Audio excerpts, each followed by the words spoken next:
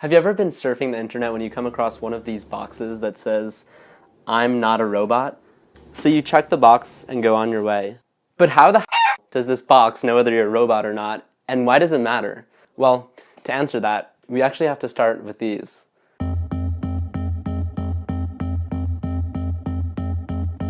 They're called CAPTCHAs, completely automated public Turing tests to tell computers and humans apart. They were invented in 2003 by Louis von Ahn and his team of researchers at Carnegie Mellon University. The whole point of these distorted pieces of text was to stop spam on the internet, like preventing scalpers from writing a computer program that buys every ticket in a fraction of a second. They work because humans could read the distorted text, yet computers and bots can't.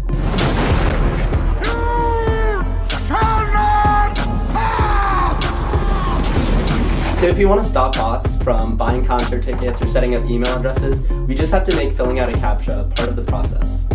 So fast forward, and now millions of CAPTCHAs are being solved every single day by internet users. And von Ahn started to think, can we do something useful with all this brain power?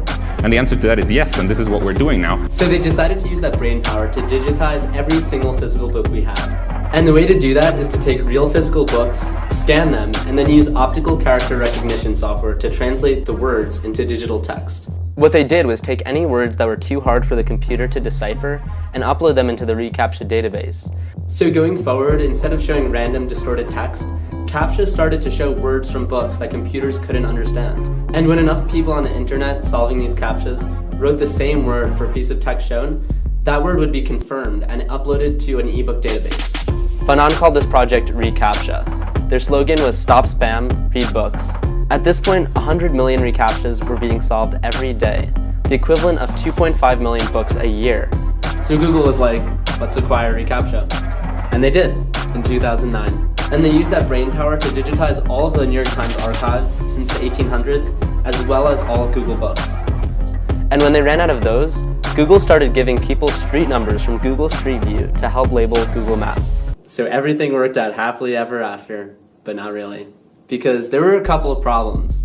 The first is that even though reCAPTCHAs worked, they weren't too accessible, so blind people had a much harder time filling out forms and signing up for things on the internet. So they made audio reCAPTCHAs as well that sound like this. 6, 4, 0, 9.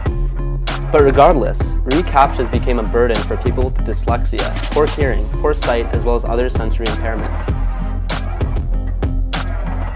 The other problem was that paid services started popping up that solved CAPTCHAs for you.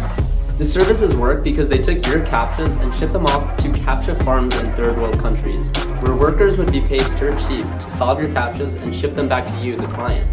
And the last problem, which is perhaps the most important, was that computer vision technology was becoming so good that bots were starting to solve these CAPTCHAs and get through. So engineers got to thinking and thought, why not make CAPTCHAs harder to solve? So they made CAPTCHAs have more twists and turns and added some noise and threw in random lines. But as time went on, the technology caught on and bots were once again getting through. So Google decided to do some research, and they found that humans got these complex, complicated CAPTCHAs right only about 33% of the time. And their advanced computer technology at Google was getting them right 99.8% of the time. Shoot, that computer vision technology was on a whole nother level! So Google decided to change things. They got rid of the distorted text CAPTCHA, and they came up with this. And they called it No CAPTCHA, reCAPTCHA. When you click it, it sends over an HTTP request to Google with a whole bunch of useful information. Things like your IP address, your country, a timestamp, information from your browser, such as the way you move your cursor just moments before entering the checkbox, how you were scrolling the page before the click, the time interval between different browser events, and many other variables that Google will keep secret. All of these criteria are then processed by a machine learning risk analysis engine at Google. And most of the time, the information can tell the difference between a human and a bot. But if the risk analysis engine still isn't sure, then for a small percent of users, they'll have to complete an additional challenge. An image recognition CAPTCHA. Something like picking all images with a storefront, or picking all the sections of an image that show a street sign. And if you prove that you're a human once this way, then chances are Google's engine will remember. And next time, after clicking that checkbox, you'll be able to pass right through with these.